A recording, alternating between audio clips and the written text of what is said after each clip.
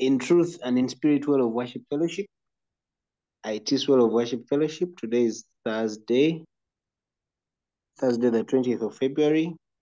Thursday is when we do our weekly catch up. It's now a topical catch up, meaning we get a topic and do a deep dive into it.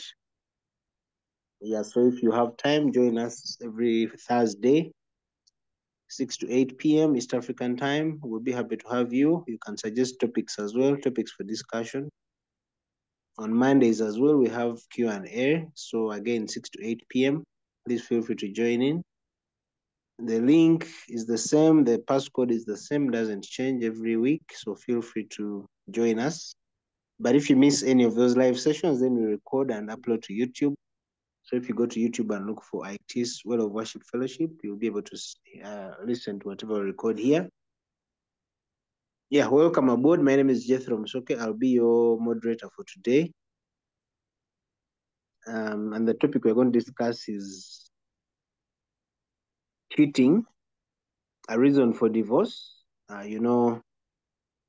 Many times when people are married, obviously, and something happens on the cheating side,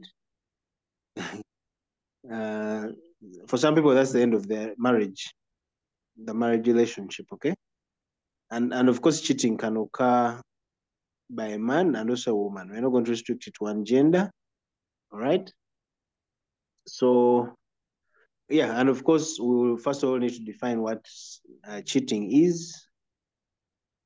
And then divorce, I think we all know it's a legal way of separation after you are legally wedded. So, yeah, so that's what you're going to be discussing today. Many people, especially in the past, if you speak to our mothers and our grandmothers' generation, a man going out to sleep with another woman, or I don't know if it happened for women as well, but it was never a reason to separate.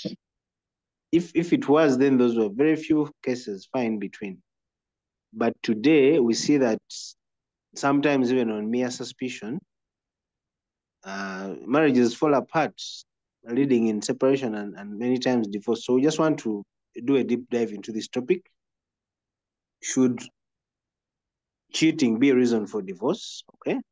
Or some people call it infidelity. I think infidelity is the more acceptable term. So should infidelity be a reason for divorce? If yes, what are the emotional, what's the emotional impact of that? What are the society views on this whole thing? Okay, should a marriage survive that, or should it? Because it's a breach of trust. So what should happen when that trust is breached? Is that the end of marriage or not? So let me start by defining infidelity. You guys can agree or disagree with me.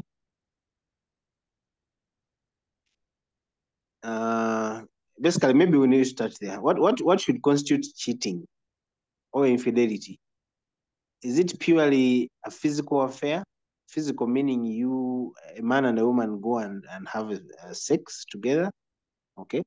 Or can cheating or infidelity actually be emotional as well? Many times we're told that the physical is a result of the emotional, many times, especially for the women.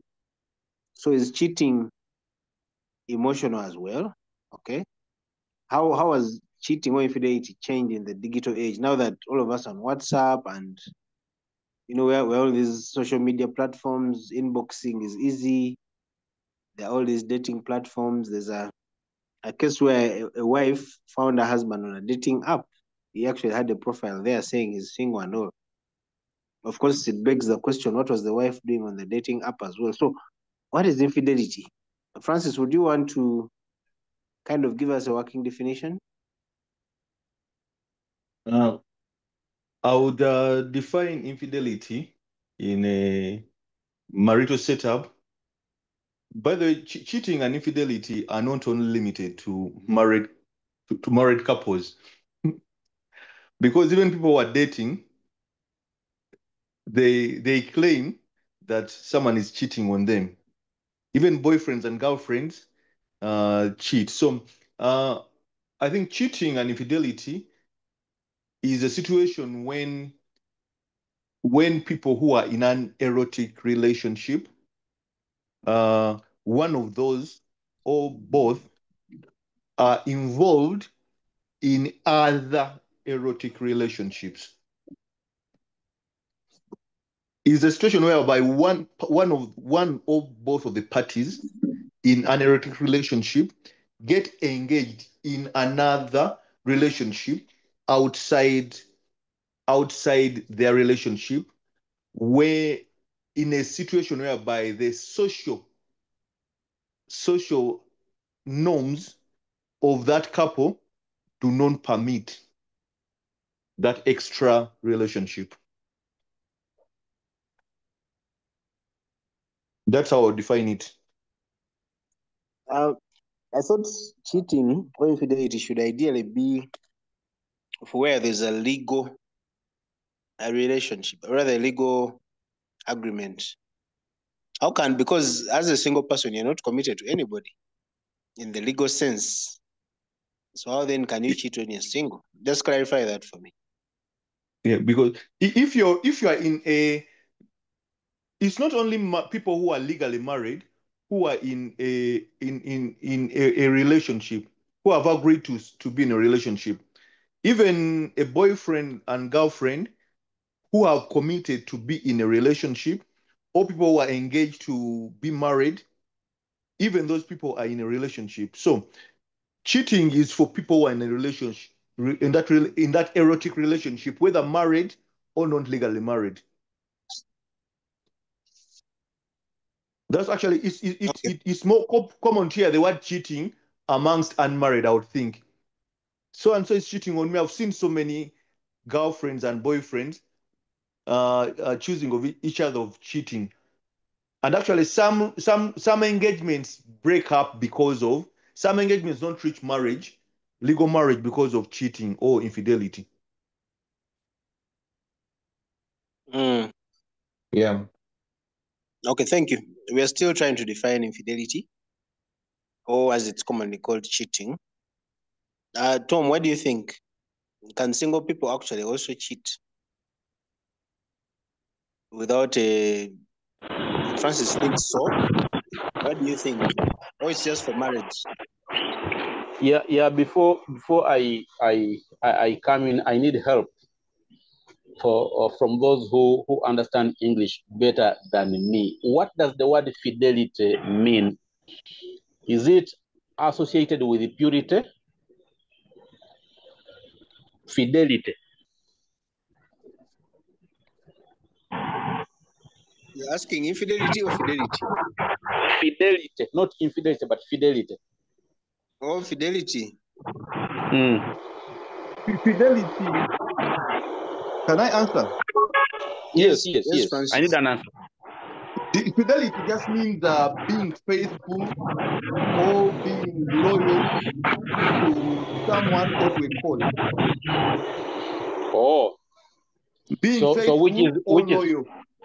which is infidelity is the opposite of fidelity. Sure. Okay, thank you. Now, I don't see how a boyfriend or girlfriend can claim that the other party is cheating.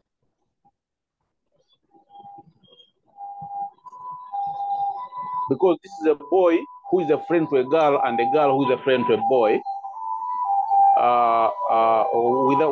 without exclusive rights to their bodies. Away from that, we many couples come together after they have had experiences elsewhere. My brother Peterson calls it mileage. Recently, I was listening to a Kenyan doctor, I think, who said if you check the genes, is it genes or DNA of a woman or something, you'll find that every semen that has been introduced into this woman's body is imprinted in her for life. If that is true, what is cheating then? Because the Baganda have an adage that erideko tekutula. But I think they missed something. Nti erideko ye kutula. One who has had an experience with various women is one who is likely to cheat, whatever cheating is, or to go with another woman. And one who has had an experience with various men is one who is likely to go outside this other agreed arrangement. But again, we seem to, I'm sorry, my background is a little noisy, is a lot noisy because I'm in the workshop still working. But again, I think we miss a point here that whoever talks about cheating, heartbreaks, or whatever it is, we seem to think, we seem to portray, we seem to insinuate that relationships are based on sex and infidelity or infidelity as far as sex is concerned. You find that a man who has other values in a woman besides the sexual act with the woman will get very annoyed, whether they are boyfriend or married, will get very annoyed to the extent that they will separate just because of a sexual act. And this will be done in disregard of other values and other good things that have been achieved by this couple. So maybe Tom, as we Tom, go you are along, going ahead of us. Eh? You're going ahead of us. We shall come to that. Whether Kale, let's let go me ahead stop of there us. then. We're still defining. Yes. Okay, And Kale. indeed, it's true your background is noisy. That's Yeah, true. we're still at definition stage. Isaiah, two or so weeks ago, we talked about betrayal on this. Remember, it was a catch up as well.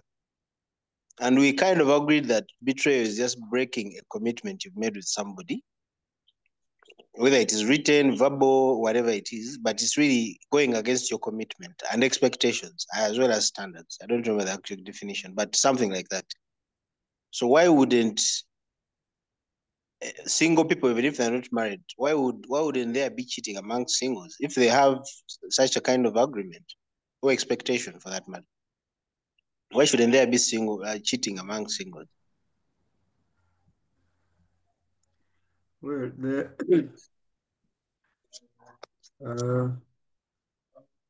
can you hear me? Yes, keep talking. Okay, hello. We can hear you. All right then.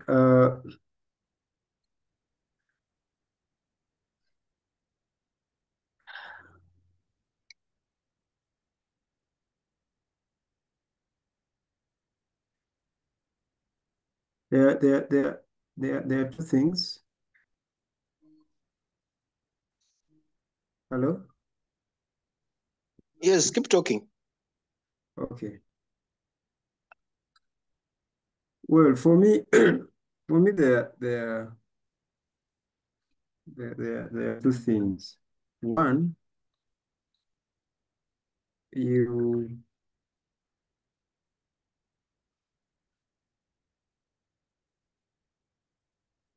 I'm sorry, moderator, I'll come later. Eish, I don't know what's happening to Musumba today. Okay. Musazi, what do you think? First of all, welcome back. It's been a while. We are still trying to define infidelity. Thank you very much. Yeah, Can you just help I us? want to deal with the question that I saw in the WhatsApp group. Can marriage survive cheating? In my opinion, it's really hard to sustain a marriage where cheating has happened because of two main reasons. Number one is that trust is going to disappear in the thin air, as they say. Because if your husband has slept with another woman, even when he comes home and goes down on his knees, begs for forgiveness, apologizes and says he will never do that again, you will hardly believe him. And as one speaker has just said, in Uganda, they say eriddeko tekutula, but the speaker was saying that eriddeko actually kutula nnyo.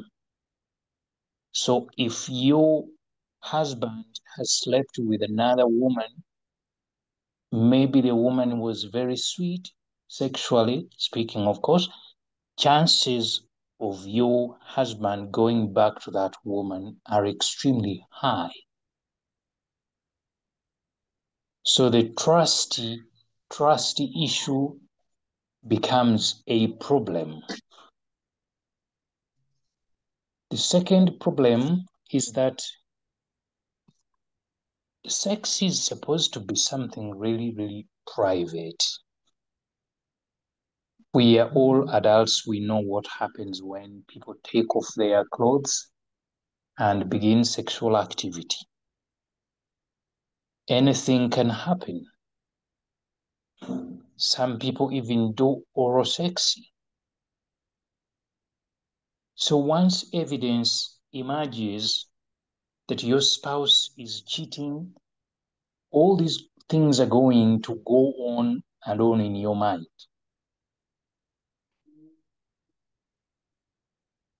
You sit down and think about what your husband, what your wife did, and you are asking yourself, why did he do it? And I know from experience that there is a significant proportion of divorces that have happened as a result of cheating. Maybe you are talking about something like 60–70%. It's incredibly difficult to catch your wife, to catch your husband in acts of infidelity, and you just forgive. And as I've already said, forgiving really does not mean that you've found a solution to the problem. Apologizing does not mean that the apologizer is going to forget about the person they are cheating you with. They can apologize. Once they turn their back on you, they start texting the person they are cheating with on you, sending them WhatsApp messages. Another problem is that you are likely to have children who are not biological children of the parents in a relationship where you have cheating. That is actually a very big problem. In my opinion, a lot of men who run around with girls, they really don't think much about what they are doing to their husbands. And the same applies to women, because cheating is not done only by men. If you go around lodges in Kampala, you are likely to find married people there, because if a man is not married, he incurs expenses taking a woman to a lodge. So if he lives alone in his two-bedroom house, he saves money if he takes women to his home. So in lodges, you are likely to have there married women, and those married women are men and women. So you have men cheating, you have women cheating. But the point I'm trying to make is that one of the biggest problems of cheating is having children in the marriage. They don't belong to the husband, and that creates very, very serious problems because no man gets to know that the children that call him father are not his biological children, and he just forgets about it. There's going to be Thank you, Masazi. yeah. Yeah, thank you. I'll bring you back later because you've actually again gone ahead of some of us. We're still trying to define what it is. I think we kind of agree it's a breach of trust, it's a breach of a commitment, it's a breach of what else? An expectation, maybe. Meaning it can happen in both singles and marrieds. Maybe we can go with that as a definition. Isaiah, are you back? Am I back? It's you to tell me whether I'm back. We can hear you. Yes. Yeah, we're still trying to define this thing. I know you're one of those people who says in single people there cannot be anything like cheating. Why do you say that? Yes, Or infidelity for that matter. yes, because unless we agree that marriage is a gentleman's agreement, then marriage is equivalent to this girlfriend-boyfriend, because girlfriend-boyfriend, there is a gentleman agreement. Number one. Number two, we also have to agree that the gentleman's agreement in the legal fraternity operates in all cases. But if it operates in particular cases, then we'll have to agree that the agreement between the marrieds and that between the unmarried, but in a relationship, and that relationship is in courts, then we will agree that those agreements are not the same. So to say that single people who are seeing each other and who are involved sexually, they can be cheating, and therefore that cheating can qualify as adultery, is to say that any relationship where two consenting human beings are involved is equivalent to marriage. Therefore, the breach of marriage is one and the same as the breach of that relationship between those two. So people have to agree here on that matter. If they agree that the boyfriend of Brenda and Brenda are one and the same with Jethro and Linda, and that relationship is the same, okay? Then there is cheating in these kinds of relationships. Is a gentleman's agreement a valid contract between individuals? Yes, it is in the legal legal sense. Yes, it serves some purpose, but it serves in particular cases. It doesn't serve in every case. It doesn't. So okay, so the breach we're talking about, the breach called we were calling infidelity here, is a breach of. So you're saying in case of single people, it's a breach of a gentleman's agreement. In case of married people, it's a breach of a legal covenant or something. That's what you're saying. Yes, exactly. And we cannot or should not equate these two things.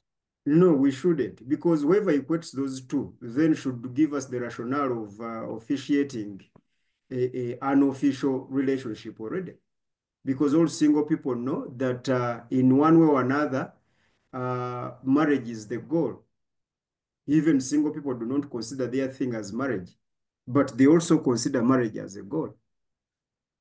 So there is nothing like adultery. Adultery, by definition, is when a married person sleeps with another person who is not their spouse. That is adultery. The rest is actually called fornication. You are the people who know more English than I do. It's called fornication, promiscuity, etc., etc. Well, fornication can happen in marriage, but that is just mannerism. In one way or another, it's just mannerism. What do you mean by mannerism? Mannerism, I mean that a married person might start watching porno and then start masturbating. That is fornication. But you are married, and your spouse cannot report you that you committed adultery. No, they will deal with that. Look for a counselor to help you with that problem. That's what I mean by mannerism. But you cannot say that my boyfriend is adulterous.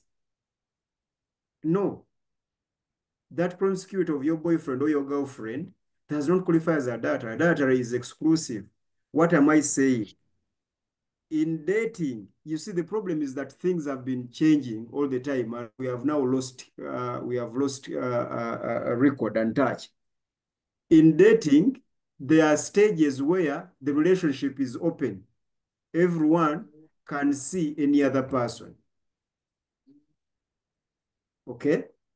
Then there are those stages from that kind of dating, then to courtship, then to fiancé, then to marriage. Right. So we should ask ourselves, uh, when is cheating qualified, even among the unmarried, for instance? Maybe there's an engagement. When there's an engagement there, you've made some commitment, there's that engagement. It will be unfair for you to cheat. It is just unfair, but you've not committed adultery. And no one is going to penalize you. There are laws that penalize those who sleep with married people. There are laws. But there are no laws that penalize those who sleep with other people's boyfriends and girlfriends. Now, regardless of the former gentleman's agreement,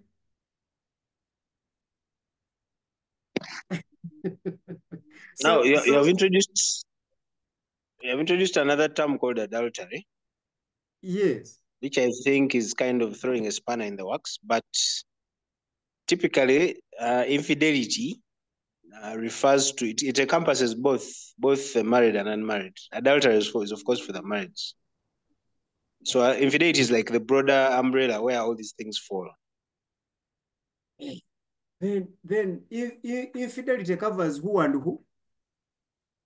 Both married and unmarried, because Then the idea is you're breaking a commitment or an expectation. But you see, where is the commitment and what commitment is that? That's what I addressed as the verbal agreement. And eventually, the topic of discussion today has got marriage and divorce, okay? Yes. Is it? Yeah, Now, obviously we're going to bias ourselves towards the marrieds. We cannot be exactly. discussing singles. But let us not encourage the single people to think that they have rights on people they have just given their word. I just gave you my word. And I have changed that word of mine. I did not sign anywhere. Why do we sign? Either we do away with this signing and we start agreeing consent. We go the consensus way. Or we maintain that this signing is important. Then we shall qualify infidelity. Because how have I exercised infidelity if I'm not actually legally committed to you? So when we talk about infidelity, are we discussing the legal perspective of it or the moral perspective of it? Because emotionally, you can say it is the immoral thing to do, to give your friend a word and then turn against it. It is immoral. It is immoral. But it is not illegal. But it is not illegal. But when you talk about marriage, you are discussing legality. When you discuss divorce, you are discussing legality. When you talk about heartbreak, you are discussing emotions and immorality, the bad thing to do or the wrong thing to do. So I wanted us to understand each other. What are we saying before we come to conclusions that even in single relationships, you can cheat. Cheat from what? Maybe I can be immoral and I can annoy someone. But in Uganda, the only law that criminalizes anyone is the one that annoys the person of the president. If you're not dating one, then it doesn't matter whether they are annoyed or not. so, let us be Okay. serious. Okay, let me bring in some other people here. Let me first go back to Francis as the person who gave us the initial definition. Francis, were you defining adultery or infidelity generally? Infidelity I seems was to. defining, I didn't define adultery. I defined cheating and infidelity. And actually, Mm, the Oxford Dictionary defines infidelity as the action or state of being unfaithful to either a spouse or any other sexual partner. So that's infidelity. So I think, as you guided earlier, uh, whereas whereas adultery is a legal issue which deals with the marriage, if infidelity encompasses both adultery and other forms of of infidelity outside the marriage, like between boyfriend girlfriend. It's not legal. Only that, of course, the further discussion in the question is more to do with adultery, the married people. But with the definition, it encompasses other forms of breach of trust between sexual partners. okay. Okay. For purposes of this discussion, we're going to be biased towards marriage, even when we're discussing infidelity, which is why maybe now we need to. So adultery is purely physical. Is that so? As in, somebody has got to sleep with another for it to qualify as adultery. Yeah, it depends on who you're asking. If you're asking Jesus, that's not what he thinks. But if you're asking us, and you're asking, We're discussing the law. What does the law okay. say about adultery? Okay, I have not exhausted the law, but the law is 90% physical with evidence. Okay. Mm. Yeah, but of course, Jesus will say, once you think about it, you've done Yes. it. Because for me, that will bring in, because we're still within the context of marriage, but for me, that will bring in the other aspects I want, the infidelity aspects. You can put a quote around infidelity. And I just wanted to know, because obviously the physical is the most obvious. I mean, you like Musazi told us earlier, you go and rent a room or a lodge or whatever, and then you have your person there. But how about the other things, like if I chat with Brenda in her inbox, for example, and our conversation probably goes a certain direction. If Brenda is my mother, so if Brenda sends me nudes as a married man, what is that then? If so I just want us to go into how this whole adultery thing or infidelity thing manifests. Francis, do you want to go first? I see your mic is on before I bring Isaiah. Because because I may not necessarily sleep with Brenda, but I think about Brenda all the time. I see her in my dreams, things like that. So what is that? Francis has muted himself. I don't know. Are you at the police station or what? Sorry, Some of these topics are hard sorry, to discuss it when was a you're mistake. at the police No, station. no, no, no. Okay, you go Anyway, ahead. So if I think about Brenda, if Brenda shares her intimate pictures with me and things like that, what is that? Me as a married man. To me, adultery is can be viewed in two lenses. There is adultery. There is the legal lens, which is physical, where there is a physical evidence of me involving myself in sexually with another person I'm not married with, if I'm committing adultery. But then there is also emotional adultery, even before you go to physical. And I think that's what Priest Isaiah was talking about. That when you look at it from that lens, from the Christian lens, then adultery is even emotional. That emotional thinking of erotically thinking about someone whom you're not married to, that's also adultery. But of course, as we said, you have to differentiate between the two. If you're going for legal, it is physical. There should be some physical evidence of of me entangling with the other person. Okay, yeah, because I know I have a couple of friends who actually separated because the wife checked in the man's phone and found some messages between him and another girl and some intimate pictures as well. That was enough ground for them to, separate. I don't know how far they've gone with their divorce. Anyway, yeah, because you see, we're in the digital age, so I don't want necessarily to do away with this whole thing of what really happens on social media. Things happen. People's inboxes. If these girls of Kampala would just expose their inboxes, you'd be shocked about the things that are found there. Let me first. Nancha, can you talk? Your network is usually terrible. I hope today Yes, it's good. Papa, I can talk, but I don't know if you guys will hear me. If what?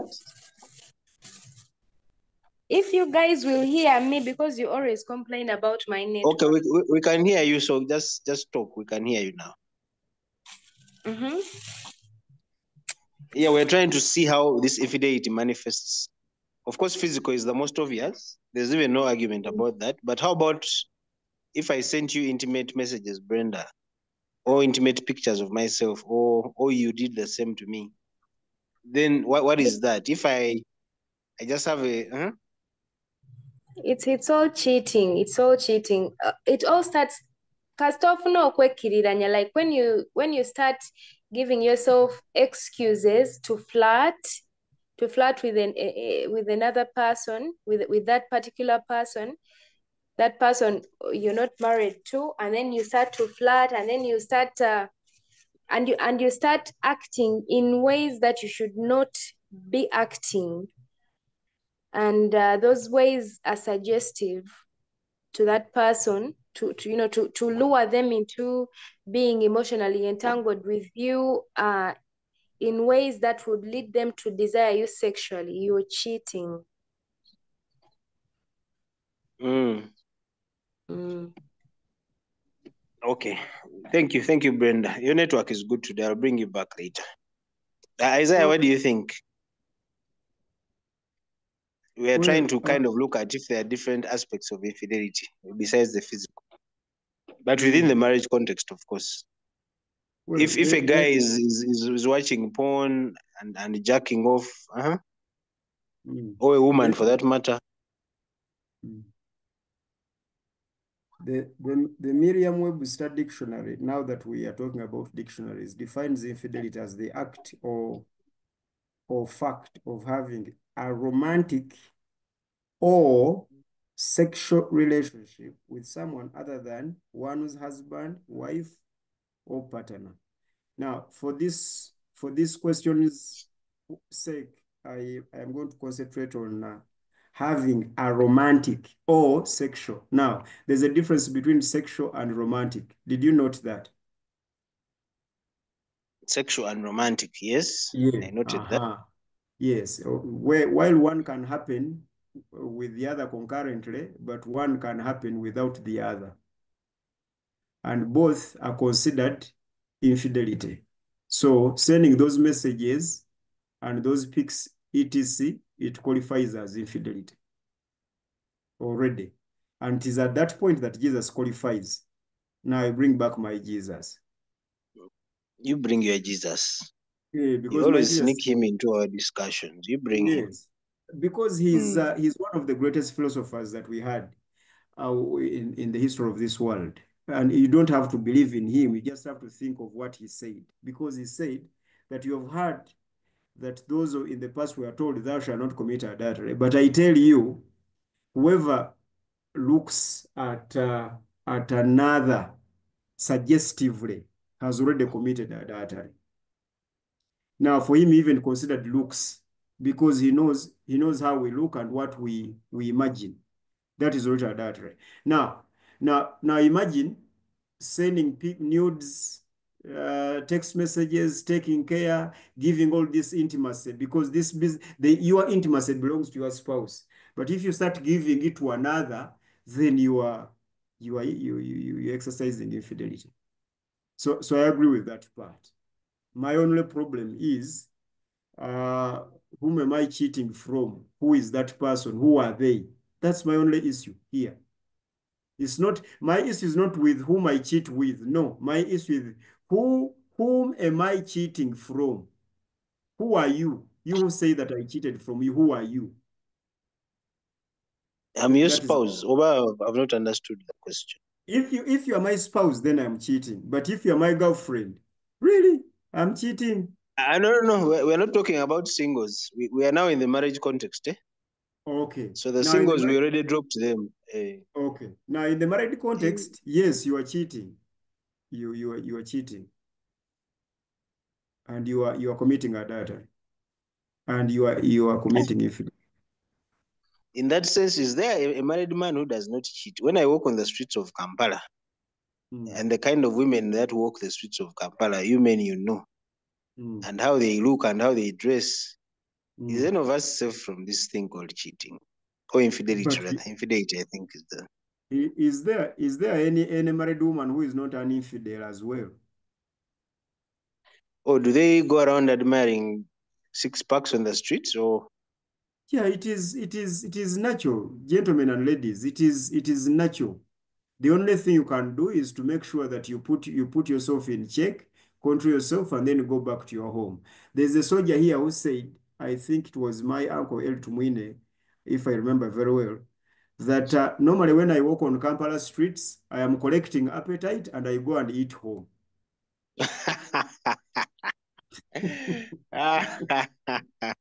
Thank you, moderator.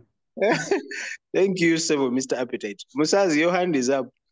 Would you like to agree or disagree with anything that has been said so far? No, yeah, or even add on your agree. own view? I agree entirely that the temptation to cheat is great because we are human beings. You said it yourself when you when you commented on the way women in Kampala dress, the way they look.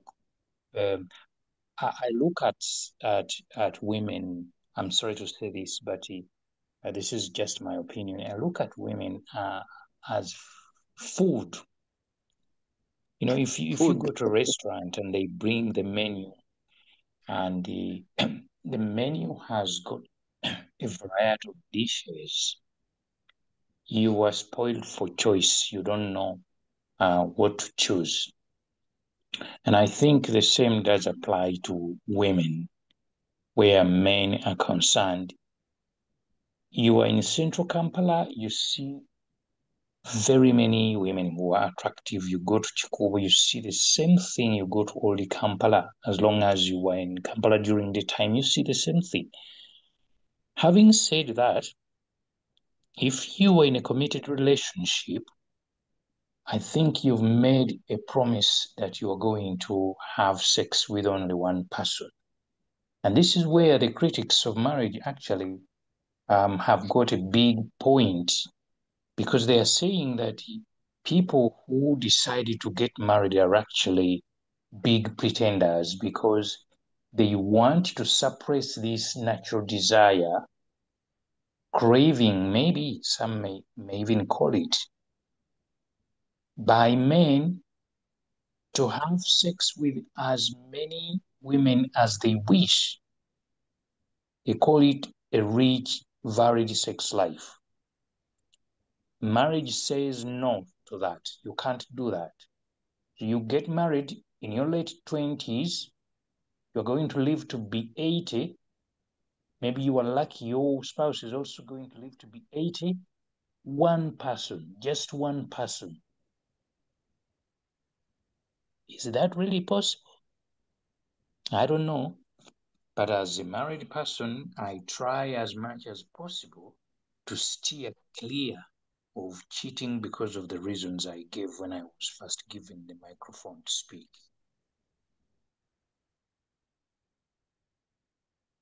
Thank you, Musaz. You raised very, very pertinent questions, by the way. I think there's again, about 2-3 weeks ago, we had a discussion about monogamy and polygamy. I don't know that you attended that. And somebody actually asked that question, where men built or are they naturally polygamous or not? It was quite an interesting discussion then. Actually, what I forgot to bring in the beginning, because we seem to look at only monogamy when it comes to cheating or infidelity for that matter. But I think even in a polygamous setting, because polygamy is also legal, so if you have your 4 wives and they're legal, then going outside those 4 would be considered cheating. I think we forgot to mention that in the beginning, but it also has to be said. Okay. Who has not spoken? Peterson, are you there?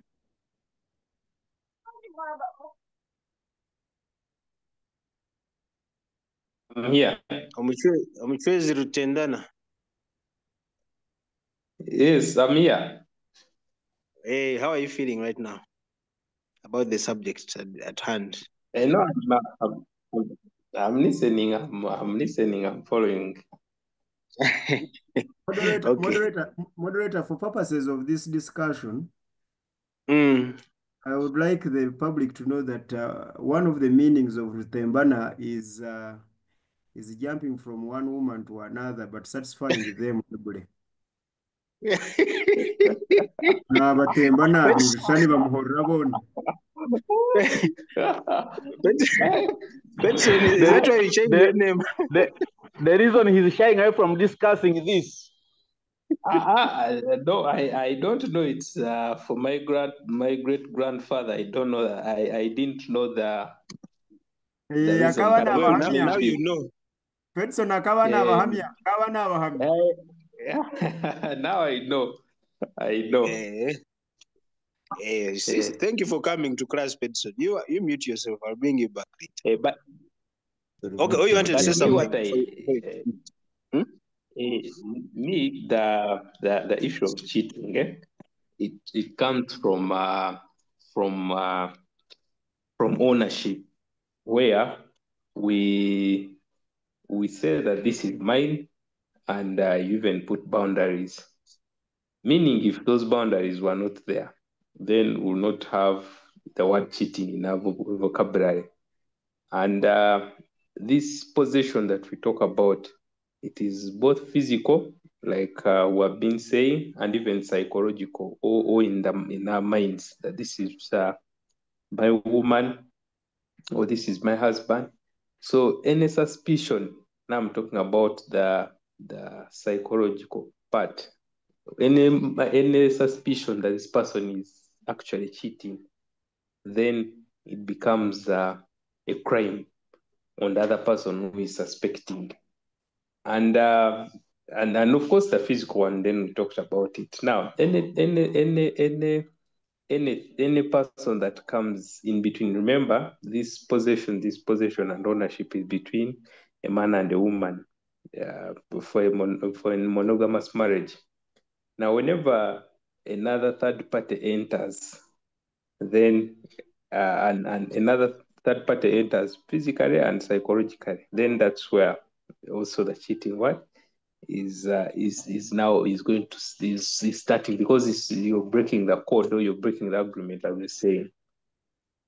So my issue is on the first part, which is the ownership. Had then ownership been there, then we'll be having a whole different new discussion. Yeah, of course. And now that ownership is here, as you call it, that's why we're having this conversation. Yeah, thank you very much, Pets. And my issue is, and my issue has always been around that, is this ownership? Is the ownership supposed to be there? I even disagree with ownership even on property. Because if in the default setting, okay, first of all, okay, property, all of us maybe here can agree that property is for use for all of us. After all, God created them for all of us. But even on people, even on human beings, I don't think we have a right to own them. To me, that's what I think. Okay, I think that's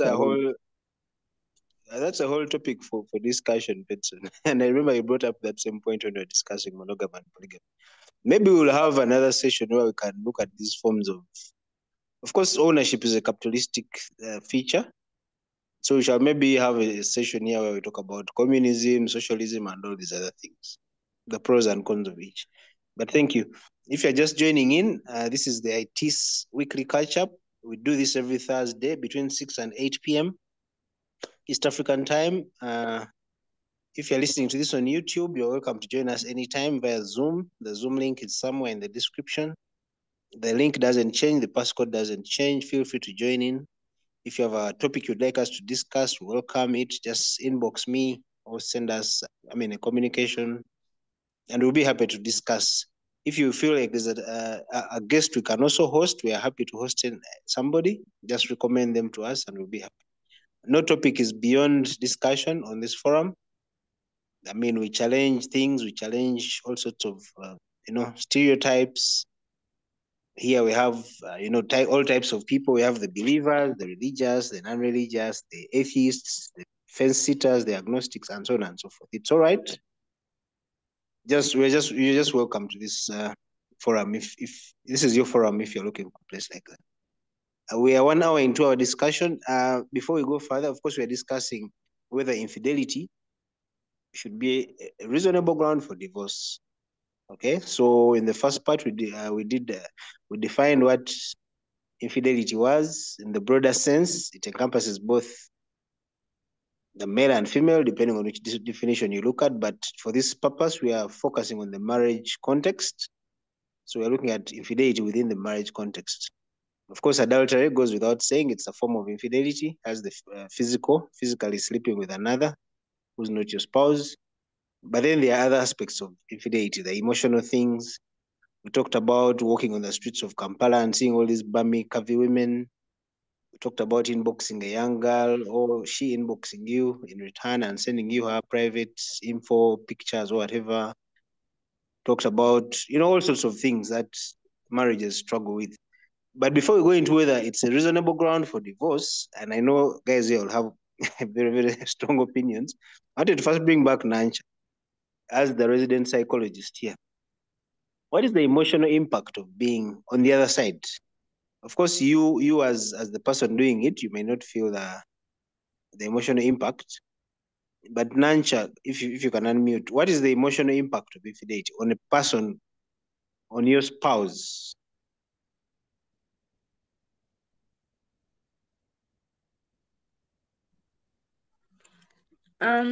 Actually, very let's briefly, stick of course.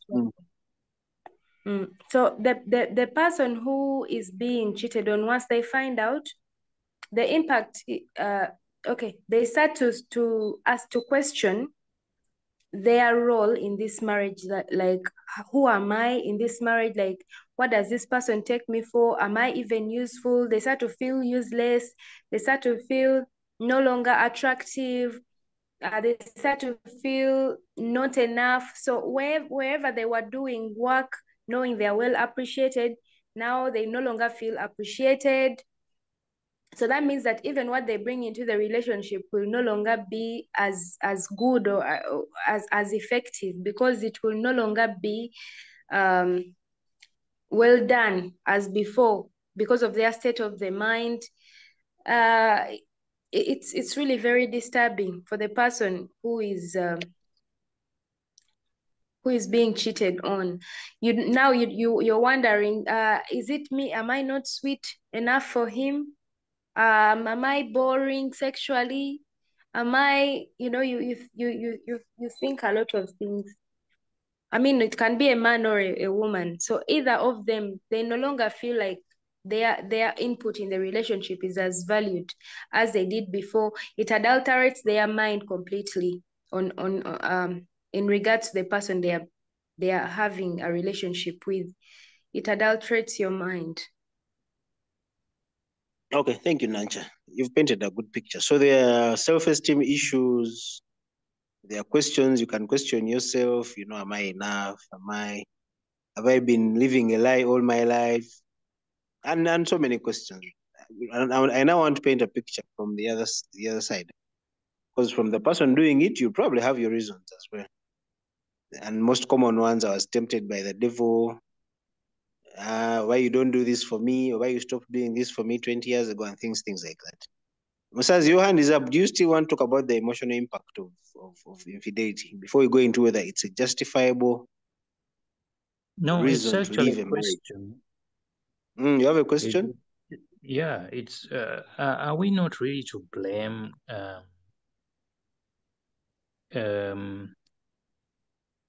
for marriage? I mean, we are not created to be married people, but we as society decided that we should get married and make marriages legal, and we have the threat of cheating to marriage, which, as we've already explained, is almost unavoidable. Are we not really to blame? I have a very good friend, I mean, a Facebook friend who says he's very critical of marriage. He says that, this is what you are looking for in a man or a woman when you cheat is sex, and sex is food, is like food. You always want to eat and eat and eat. So question from me is, are we really supposed to be married? I'm not against marriage, but I know the challenges in marriage, and I know that many people actually who want to get married are not actually meant for marriage. It's for very, very few people, in my opinion. Maybe out of 100 people, you've got 3-4 people who can really be in marriage and things go well. Okay, thank you, Musaz. Isaiah, do you want to respond to Musaz very briefly? I know that's a whole other topic of discussion, but very brief. Well, I don't know whether Msazi believes in a creator and believes that we are created, because he stated that he doesn't think we are created to marry. Well, but that will be revisited some other time. That's one. Two, maybe marriage is human beings trying to do the right thing the right way in given the circumstances that we have. If you have capitalistic minds like ours who want to own, then you have to put their parameters where failed and fallen and weak people like us and emotional people and selfish people like us are going to operate within. So I really think that being committed to one spouse or 1, 2, 3, or actually being officially committed, if you are 17 days, because I can see 17 days here. If you are 17 days is my young brother, my young Muslim brother, who is licensed to have more than 2 wives. So if you are 17 days, you be committed to 1, 2, 3, 4, and do not cheat with the 5th. But if you are the weak Isaiah or the weak Peter, you be committed to 1. Okay? No, I can't use Peter. I should use Jethro. I don't trust Peter. If you are like Jethro, yes. If you are Jethro, you be committed to 1. All right? So and that is the right thing to. Anyway, bottom line, moderator.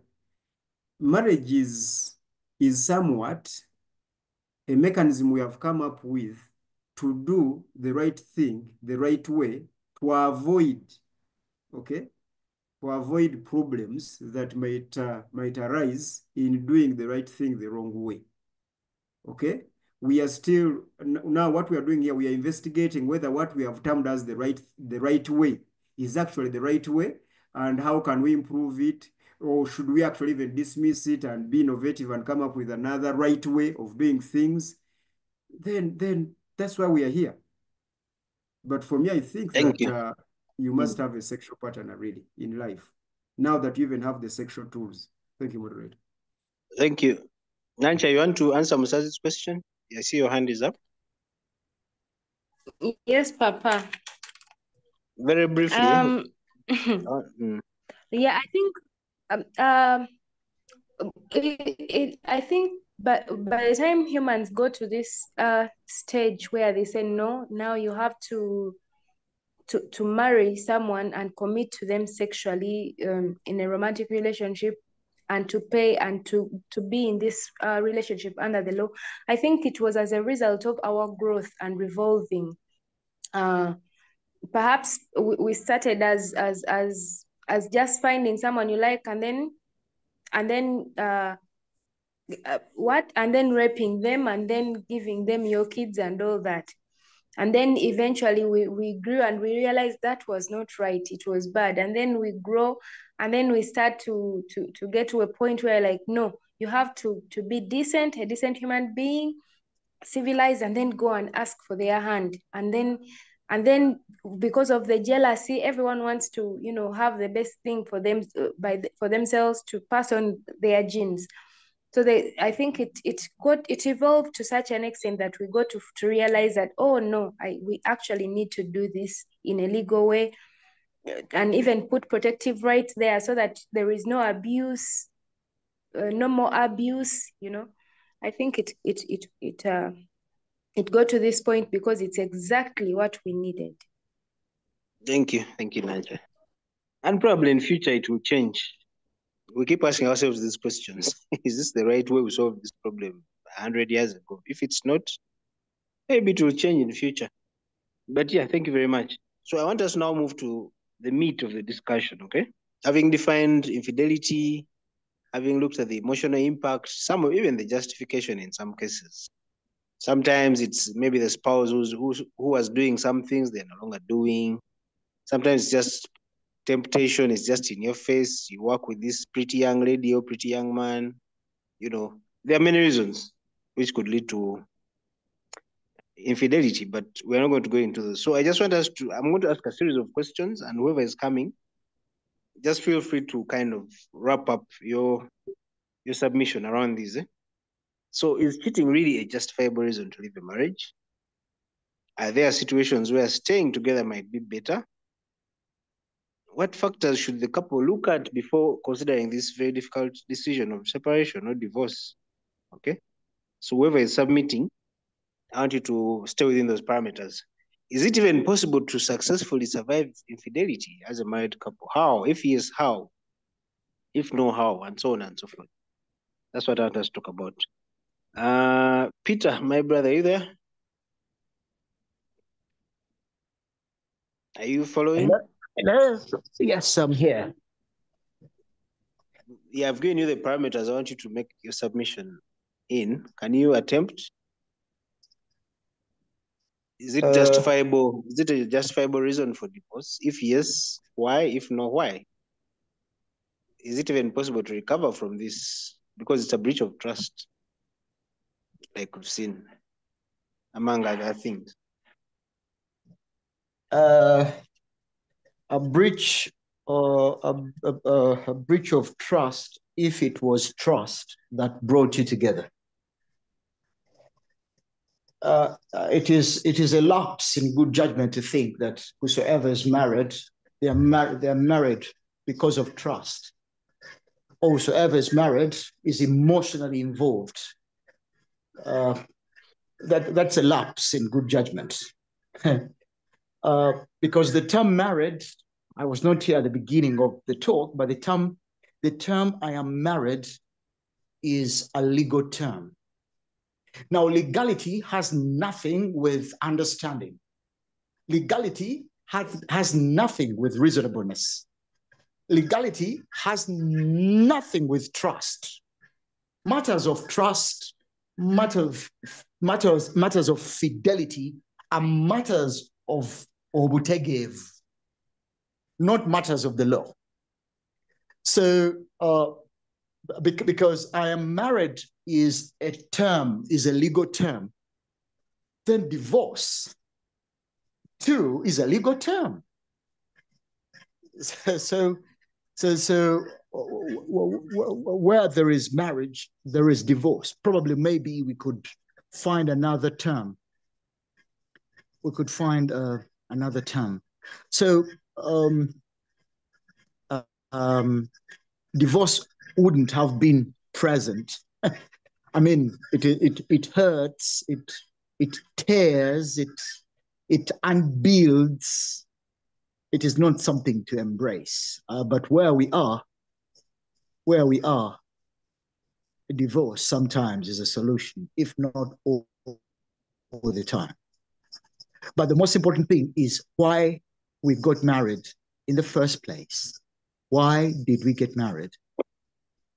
When that why changes, or when that why is misunderstood, or as you grow in this thing we call marriage, and that why keeps on changing or evolving or transforming, then divorce becomes unavoidable.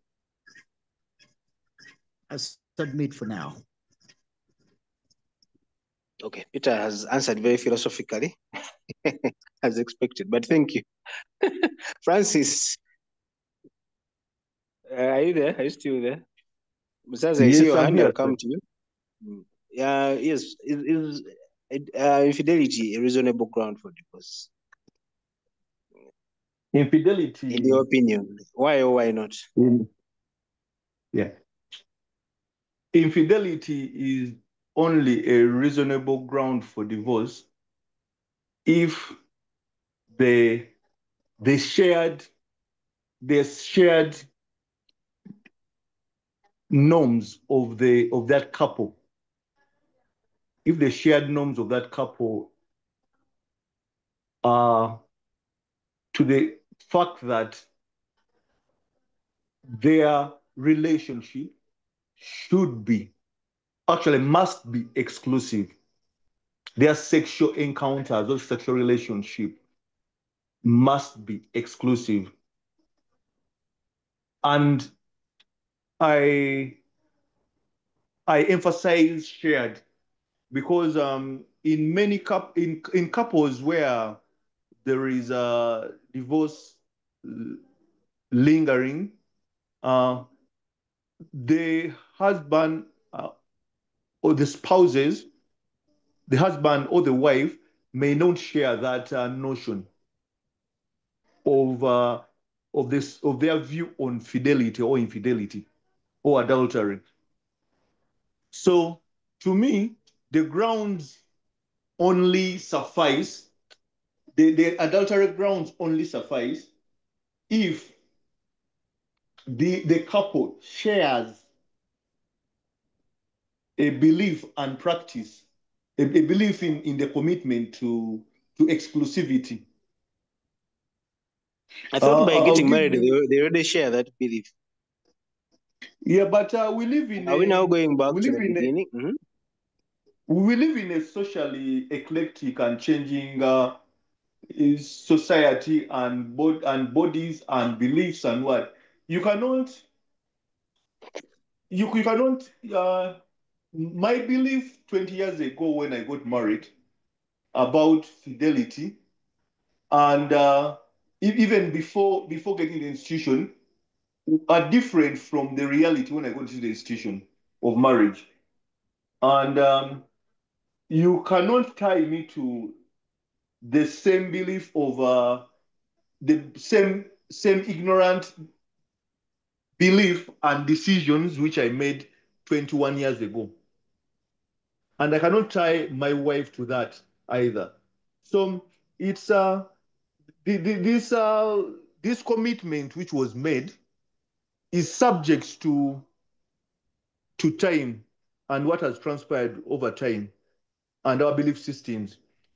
I don't think there are people who, anyway, I don't know whether there are people who have the same belief system consistently over time with a change in information Okay, so Francis, what supplied I to them. understand from your submission is Yeah. when the infidelity happens, in that moment, you as a Mm. couple evaluate your stand Yes, towards at exclusivity that point. at At that that point. point. And if you still want to be Yes. exclusive and the other person Mm. doesn't want exclusivity, maybe it's time to walk away. Yeah, it's time to walk away. That's what I'm hearing. Okay. Mm. Thank you. I've understood you now. Musaz, your hand has been up for a while. Can marriage survive infidelity? Thank In you your very opinion? much. Marriage, really, it's very hard for marriage to survive infidelity. And in my personal opinion, it's the best reason anyone can have for divorce, because if It's even you legal. are sorry, It's even legally accepted, so. exactly. So speaking personally, the only men I want to know, whose sexual history I want to know in with regard to my spouse, are those she had before I got her. But once she starts calling me husband, I don't really want to know anything. And if you are my friend and caught your spouse red-handed and you are seeking my advice, maybe the only reason I can give why you should not divorce is maybe you have children. But if you don't have children in the picture, if there is no other compelling reason similar to children, I would not hesitate to advise you to divorce right away, because it's you just imagine, everybody who is in this forum should imagine watching a video where you are seeing your spouse being humped. And then, I mean, it's that bad. I have to stop there. Okay, thank you, Mrs. Yeah, typically, we are told by the men are the ones who are less forgiving. This women can forgive, but men do not really want to forgive infidelity. Because the short answer is simply because men are more powerful. If women had as much power as men, they would be less forgiving. The men, okay, thank you, thank you, Mrs. Tom. Earlier on, you wanted to bring us to this point. Remember when I asked you for a definition? Do you think adultery is a justifiable reason for leaving a marriage, divorcing? Well, if marriage is all about fidelity, then adultery is a justifiable reason for that. I'm wondering really, because there are people who have separated with others because when they meet, none of them is a virgin. The man has his own mileage, maybe 100 women. The woman has her own mileage, maybe 100 men also. And now when they meet, the man expects the woman to be faithful. And vice versa, the woman expects the man to be faithful. With all that experience, with all that exposure, I think, like I was saying before when we're just starting, that the Baganda have an adage that says, "Erideko te kutula." But I think that adage should be rephrased into "Erideko ye kutula."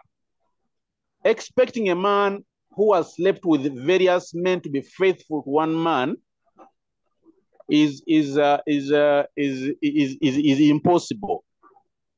But well, there are times when I think out of our own weaknesses and lack of understanding, really, where we tie marriage to sexual fidelity or sexual infidelity.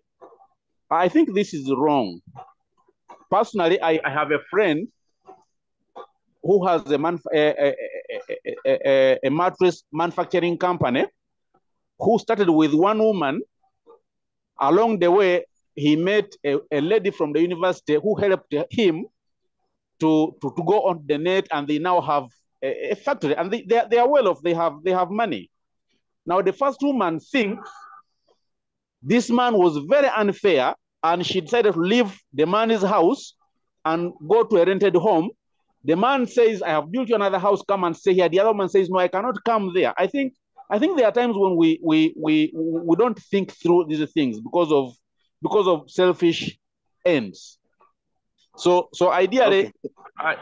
It is of course painful for your spouse to you to know that your spouse has been cheating or whatever you call it, But I think there are times when we need to think really and analyze issues and make decisions that are for better. Thank you.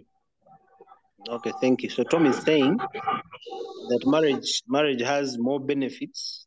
Probably there's more to lose. That infidelity or fidelity, for that matter, is just a small aspect or one aspect of marriage. There are other aspects which you should not throw away just because of this one aspect. That's his point. Isaiah, what do you think? Is it justifiable to leave your partner because of adultery? Or maybe how can a couple navigate adultery? I know there are many questions, but yeah, just feel free to. Yeah, but I guess all those questions are under the question that says, can marriage survive infidelity? Am I right? Exactly. Yeah, sure. Yes, marriage can survive infidelity using two windows. They are not even doors. Windows. Yeah, using two windows. That's Okay. right. Because we are discussing survival, Mr. Moderator, here. We are not, Yes. because we all know that marriage cannot thrive with infidelity. It will not. First of all, we have to point out that infidelity is the wrong thing. It is the evil thing. It is the enemy to marriage. And secondly, which we would have done earlier, because I'm a believer in marriage, by the way, I believe in marriage, however much I've failed into the field, but I still believe in marriage. So marriage is a good thing, but it has an enemy, infidelity, but it can survive it using two windows. The first window is love. The second window is forgiveness. Now, which one should I start with? Start with love. Now, love. I am a victim of adultery in marriage. My former wife committed adultery, and I struggled and wrestled with that. I'm giving you testimony. Then, as I was wrestling through that struggle, trying to see whether I can forgive her, and then because it is very difficult for us men to forgive adultery, but it is easier for women to forgive adultery. I don't know how that is. And because I understood that, so I started wrestling with forgiving adultery myself. But eventually I discovered that she had actually even stated from her heart that she did not originally love me. So I discovered there was no love. Now, that whole idea of she never loved me triggered a number of things, but the two major ones is, one, for me, marriage cannot exist without love, because without love, there is no consent. There is no actual consent. They are just intentions and taking advantage.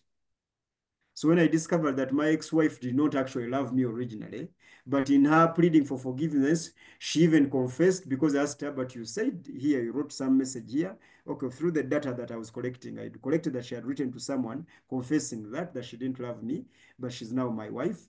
But I told her, but you didn't love me. Then she said, yeah, I did not. To be honest, I did not originally, but now I do.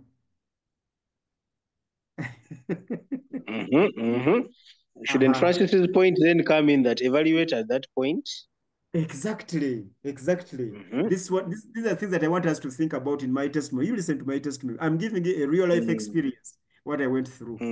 So now I want you to put yourself into my shoes. Someone didn't originally love you, but they decided to marry you. Now they do. But now they do. Isn't it? Well, now that they do, isn't it now time to go back now? And we go back now into introducing each other to introducing each other. Because we are starting up fresh, because it is now that you do. Let us first close this, and then we start now that you do. You understand the dynamic there? Because we cannot trust that you have ever loved me, you have never. It is now that you do. Now that you do. Let's talk about it, isn't it? So without love, okay, you cannot survive infidelity. I wish I found a message that was saying that this man, I love him with all my life. The adultery would sound like a mistake. But now that there was that initial stand that she did not love me, adultery is a stamp. I mean, that's how psychology works. The psychologist is here, and even her senior, I saw Dave Wasage has dropped off He has again. dropped off. Uh-huh. So but you understand my point. Yes. Take us to But forgiveness now. yes, but if there was love, this adultery act would have looked different for me. It would be something that would qualify to be forgiven. Now, gentlemen and ladies, love cannot be forgiven, or the absence of love cannot be forgiven. You cannot forgive someone for not loving you, because someone not loving you is not a crime. So marrieds should emphasize love before anything. They should emphasize love to start with, because that's the only way that they are going to survive the evil and the enemy of infidelity in the future. Number one. Number two, I see many people want now to jump on into my testimony. Now, Musazi wants to jump in, but Musazi, hold your guns. I'll give you a chance. yes. Number two. Now, marriage can survive infidelity through forgiveness. You can choose to forgive your spouse after they have committed adultery. The masters of this are women. Women, if you ask married women, they will tell you how many times they have forgiven their husbands for cheating. It is us men who fail to forgive adultery, because the image of another man between the thighs of your woman will always come in the bedroom. It will always come, trust me. And I am saying that by experience, out of experience. It will always come. I don't know how women manage to sleep with us again and again after they know that we have cheated. But for us men, I'm speaking for majority men. Let me even take this. Let me be audacious. Majority men will not sleep knowing that every time I go to bed, I will be seeing 17 days. I won't be seeing my wife. Actually, bed against the water. Just mere thoughts. Exactly. So, but you see, there are men who are blessed enough and graced enough to forgive. There are women who are blessed enough and graced enough to forgive. But I'm here to tell you, Actually, Isaiah Chota Tugambi, what you've not told us. Idris, soka wefuge. No, I know Charika, I know message Jarika. Anti I know message kujitereka Jarika, and I know so Jutuwa. leka Isaiah abalize. Yes, yange. Isaiah, message Jarika eribwet. Singa yasanga oli omuwala nga amwagala okufa. Ebibuuzo byandibadde biddawo we n'atandika okwebuuza kiki kye nkola obukyamu. You see? Now that's the point of love. I had mentioned it earlier. But now because when you love someone, the wrongs that you do will fall on that foundation, on that base of love. But someone confessed that they were not in love with me, and they went ahead and married me and wasted my time and resources. And they also went ahead, sold to the wound, committed adultery. So where do I start from? So love is somewhere marriage should start from, fixing the problems and the enemies of marriage. Love. Now, because love should be the base of forgiveness. You cannot forgive people that you don't love. It is difficult. So marriage can survive infidelity through love, the window of love, and the window of forgiveness. And I can assure you, I know you always castigate me for smuggling in my Jesus here, but those two qualities, you need God. Thank you, moderator. Thank you, Isaiah. Thank you for your testimony as well. I think we now have been a real example we can use for further discussion. Musaza, I see your hand up, but please hold your fire again. Hold your guns. I want to first bring in Nancha. She's representing the women. Previously, our mothers, grandmothers used to forgive adultery easily. Okay, quote unquote easily. Nowadays, it's kind of hard even for women now to forgive. What is happening, Nancha? Is it women empowerment, feminism, what's happening? It has never been easy for women to begin with. Oh. And a lot of times, the only reason as to why, most of the times, men think that we have forgiven them, but we have not forgiven them. We have weighed the factors and realized that we are stuck and we don't have so many options. So because of that, we choose to let the matter go and ever be distrusting of this person. So the man will say, Omkazi,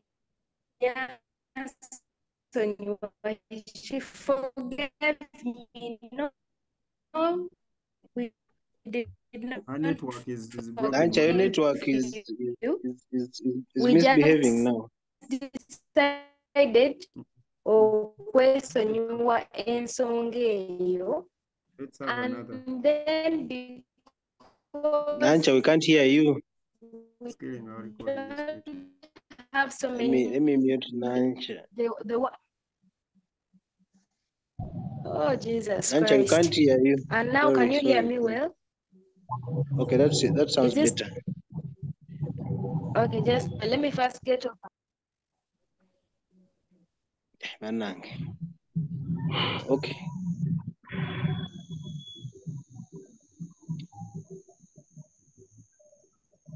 Nancha, is still there? Okay, in the interest of time, let me first bring Idris. Idris, you've not said much. Nancha, your network is terrible. We can't hear you. Idris, what do you have to say about this? What does Allah say about this matter? I like teasing you in that Anyway, regard. in Islam, looking at opposite sex, and when you are not related, the first time you are already committing. It is adultery. Yes. So that is how tough it is in Islam. But So we for you, have you the have up to freedom 4 of times to look. You can stop at 3. no 3. The first one is a Okay. girl. The second one is like, isn't that Senga Guondi? Then the third one is to confirm, she's not my Senga. So you Then don't you look have to away. look back. Exactly. So Islam and that is quite very clear. However,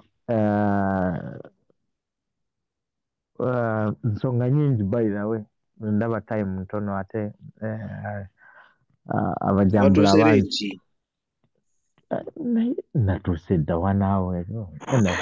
Idris, buli lutunula lwa ddakiika mmeka? Otandise Buli lutunula lwa ddakiika mmeka? Tom. Idris genda maaso. anyway, ndowooza okutta ebibuuzo ebimu ku gundi ku biki I mean it cannot survive ku musajja. There is no way. Once you find it out, and the China. So far, I have 2 ex-wives, 2, simply because of that. And yasembayo yambuuza Isaiah oyo yamwagala nnyo yagamba kazi kalungi we nakapostinga edda. Yambuuza ekibuuzo n'aŋŋamba naye gw'ogenda kwawukana n'abakazi bameka? Gwe buli omu yakitinga toba tulaba nti gwe agenda obeera n'ebizibu bagenda agamba gwe alina ebizibu. I told her, yeah, it's okay nze okubeera n'ebizibu, but I'm not going to be with a prostitute in my house simply because the public genda kulowooza nti nina ekizibu. I'm okay okubeera n'ekyo ekizibu. So era nakati essaawa zino tuweera ennemba na misango gya kuweerera abaana kuba kati sikyayagala abeere n'abaana. Anyway, abakazi bo batunuulira safety, balina love and safety ey'obulamu bwabwe. Ate ffe abasajja it is love and kingdom. If your kingdom is threatened, there is no way you can live with that person. Kuba omukazi muzibu nnyo asobola okukola buli kimu ekikoze ekisoboka as long as afunye omupya. naye abasajja nga temusonyiwa. Anti tetusonyiwa naye ffe byaffe like you openly say it. You openly say naye it. moderator Tom. nedda ku kino sooka owulire nti sooka owulire ogamba nti abasajja tetusonyiwa naye n'abakazi bennyini tebagenda kutusonyiwa nga tubasonyiye. Omukazi bw'omukwata ng'ali mu bwenzi n'omusonyiwa, omukazi oyo tasobola kukusonyiwa ggwe olw'okumusonyiwa. Tekiriyo. That is how difficult it is for us men. Tom.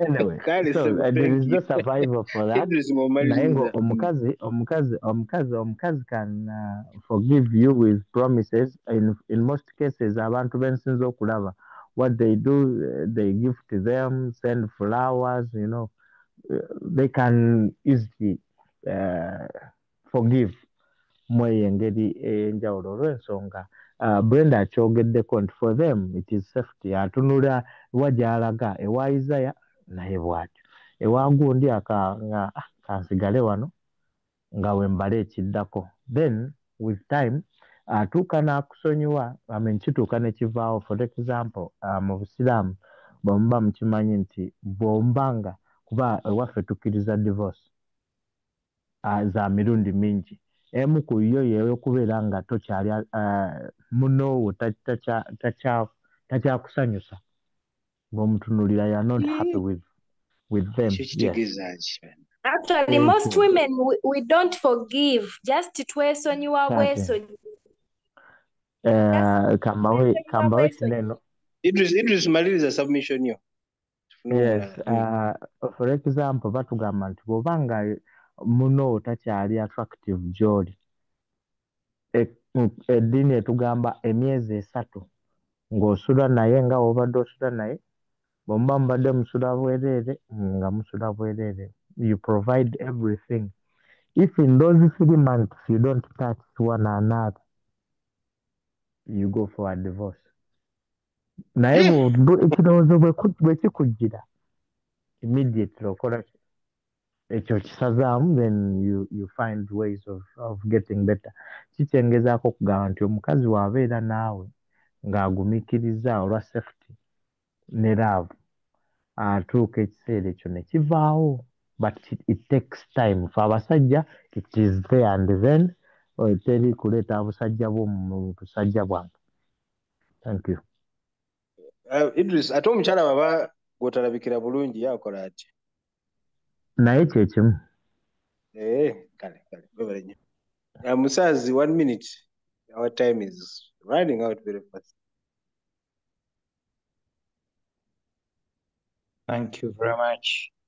I agree with the priest Tabazi. Where there is love, marriage can survive infidelity, cheating.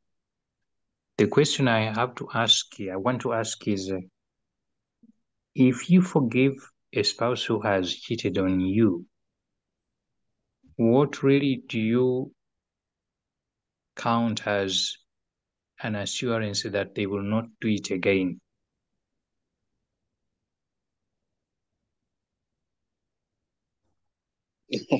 Who's supposed to answer that one? Is that priest question? Okay, priest. Yeah, sure. Very briefly. Yes. Unfortunately, Musaz is not a Christian like myself, but the answer I'm going to give comes from the Christian worldview. So you will just have to bear with it. What forgiveness means from this worldview is that when you forgive someone for doing a thing, you have accepted them while doing it. Christianity does not forgive that you don't do it again. Christianity forgives that they have accepted you in your weakness. Now it is up to you to become a better person. And since you sought forgiveness, the idea is that you don't like what you did. That's why you sought forgiveness. And whoever gives you forgiveness in this worldview has accepted you as you are, while you struggle to overcome what you're doing. And in that struggle, you might even do it again. So in this case, Musaz, when you forgive your spouse who has committed adultery, you are saying that I'm going to live with you. I'm going to live with you anyway, even when you do it the next time, because I've already forgiven this. I'm going to live with you. That's why our master told us to forgive someone 7 times, 70 times a day. That means that you're forgiving the same thing again and again and again and again because you love them. This is why I emphasize it is important that you marry someone that you love because that's your only survival. And in case someone is doubting the possibility of that, Bob, Jethro, Tom, and Peter, those are the guys that I'm sure about here, and Tembana are parents. You know how we forgive our children. We know that they will do it again, but we forgive. Sometimes we punish, but we forgive again because we know they will do it again, but we forgive. And the reason for that continuous forgiveness is because of the love that we have for those. So, gentlemen and ladies who are in marriage and you have not focused on that love thing, you have only focused on development, materialism, etc. Woe unto you. Woe unto you. Thank you, moderator. Okay, thank you. Quickly running out of time. Let me give a chance to Nancha. Can you now talk? Your network was previously poor. I want to give you a chance to 1 minute. I hope you can hear me. It shall depend on you. Can you hear me? Keep talking, keep talking. Okay. So, first of all, marriage is a business of yielded people. It's not just the business of any person. But the problem is that a lot of us get into marriage when we are not yielded. We can't develop the master of character, nothing. Then we just have feelings with us that we call love. Then we get into a commitment. Then when we get into anything, because we were not prepared for that, then we abuse it because we are trying to formulate our ideologies around this thing which we call marriage. And in that state, we end up making so many mistakes because in growth, there is making mistakes. So when we make those mistakes, Your network is jumping again. And it's consuming time. Yeah. Yeah, but thank you, Nancha. I think let me give a chance to Dave. Dave, can you talk? The We're running out of time. the person is not being Can marriage survive cheating? malicious. But moderator, you've not The muted person who Nancha. is doing that thing is not just Now I have. malicious. Hey, she's actually not allowing to be muted. But Dave, can you talk?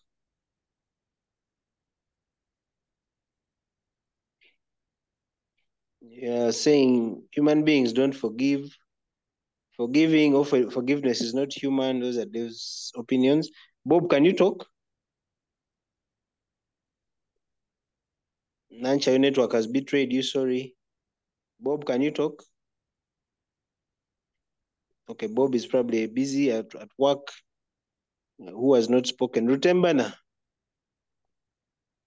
can a marriage survive infidelity? If yes, how? If not, why? In your view? I think the first one I wanted to answer is we just can you be faithful in marriage? Yes, I say it's yes. Two things. One, you can choose not to do it. Two, you can choose to be careful when you're doing it. Very, very careful. You apply the tactics of rebels. Then, in case you're caught, now this is where you have to make a decision. I think Musazi made a very good point where he said the forgiveness depends on who has more power, more bargaining power. And the reason why women tend to forgive men is because we had an upper hand previously. And right now, with the women empowerment, you've seen that the divorce rates are high because previously women were dependent on us. So she cannot divorce you because she has nowhere to go. So she would stick in a very toxic marriage. Whatever happens, she has nowhere to go. But in this generation where women are empowered and have better alternatives, she will divorce you and she'll go and marry a younger man who she can have control over. So the sustainability, as Musazi had said, the forgiveness would depend on who has a higher bargaining power. Then the same applies if a woman is more powerful than you in a marriage, supporting each and everything. If she cheats on you, you have to forgive. There's nothing that you can do. Then the other, if let's say you're at equal levels, then you have to consider what is at stake, like property, children, then also like the image that you hold in public, how people see you that you're divorced, and you decide to move with it. Thank you. Okay, thank you. Who hasn't spoken? Mr. Moderator, I've seen Okay, Nancha. okay, Dave, yes, finally. Dev, yeah, I've seen Nancha writing something about if the infidelity is not about Bujozi, and if the person is repentant, which infidelity is not Bujozi in a relationship? Just asking, which infidelity is not Bujozi? By the time you leave your partner and go and get someone, that is already mistrust, betrayal, Bujozi. There is nothing like infidelity that is without. I agree 100%. Dave, you have to consider people go outside for different reasons. It may not be with Josie per se, but you heard of a certain pastor who was giving a testimony that for 7 years, do you wanted the guy to suffer from prostate cancer? Why then don't you sit down with your person and you tell them, you know what, I don't want to die from prostate cancer, let me go and I heal myself. Exactly. And if I can be allowed to speak very briefly, Can you say that and come back home? That is why I'm saying any form of infidelity, whether you're looking for change of gender in the children, whether it is the same. There's nothing like infidelity without bujozi, without betrayal. And as human beings, I don't want us to speak like angels. As human beings, forgiving infidelity is not in our DNA. The correct word is question you. I don't know how I can put that in Luganda. The person just question you and looks on the other side of the coin and says, okay, if my husband has cheated, but he's doing ABCD for us, let me question you. Which is very hard for men to question you. Thank you, Mr. Moderator. Thank you, Dave. Thank you, Dave. Isaiah, there's no thing is very hard. In the past, I used to think that men don't forgive cheating. Why is that? Well, I've seen men gabarana no kurana because someone wants to take their woman, and even when the woman has cheated, and they fight and they forgive the woman and take her in. They be fighting for other benefits. They be fighting for other benefits, not necessarily that they have forgiven the act of infidelity. Don't be deceived. Yeah. Have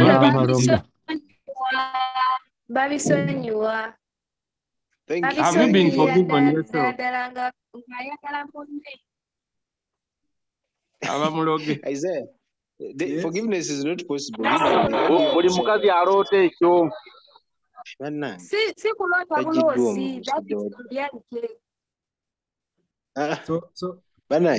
Isaiah, is forgiveness humanly possible? Just respond to that particular point.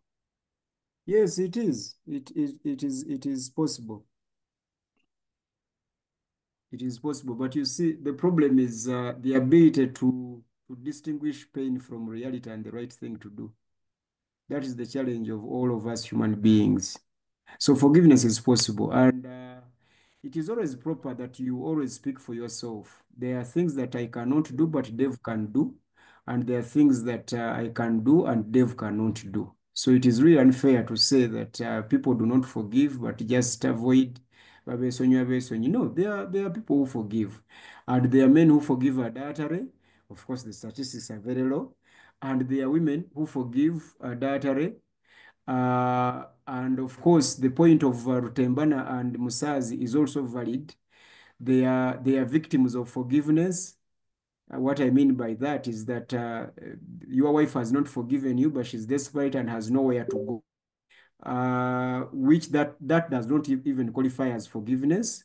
We are talking about forgiveness here. We're not talking about here being captured as a captive, because those are captives, you know. They're refugees. Yes, they are slaves, and there are many versions of those slaves. There are some men who cheat, and when her wife makes noise, then the man buys her a Prado, and then she shuts her mouth. So really, you are dealing with a mental problem at home. You have a wife who has got a mental issue, which is understandable. You run your thing, but that is not forgiveness altogether. That is manipulation. That is dominance. You know, that is abuse. But again, we are talking about real forgiving, where a woman has options and alternatives, and she chooses to forgive and to stay and to love you like she has never loved you. Then there are men also who are not going to have this problem of Isaiah and Sebutinde, because for me, if my wife cheats, I am going to always see that man in my bedroom. Okay? So and it's going to be a very huge challenge. Maybe I need to visit Dave and Brenda for counseling to help me take out that image. That also is a possibility if I am willing to go the therapy way. But things are possible. Things are possible. Thank you, moderator. Bye. All right, thank you. Thank you. Besides, I'll give you the last word. Your hand is up, and then we'll close. Thank you, moderator. I just want to say that whoever is saying a woman or man who has cheated has not done bujozi is clearly wrong. As the previous speaker has said, there's any number of things you can do to prevent Wenzi. For example, if you are not having sexual satisfaction from your spouse, you can talk over it with the spouse. But this business of sleeping around and then you come back and say, no, yalitamfako, that kind of thing, for me, it just doesn't add up. I know there are compelling reasons for people to cheat. We've already discussed them, but I am totally against Wenzi. Thank you. All right, thank you. Thank you very much. And that's where I'm going to stop here for today. Thank you for joining in. We are back again on Monday with a Q&A session. If you have a question you'd like us to tackle, please inbox me. I'll be happy to schedule that. Otherwise, thank you for joining. And as you know, many of our topics we can never really exhaust. So this topic will most likely come back in future. So thank you for coming, and God bless you and keep you.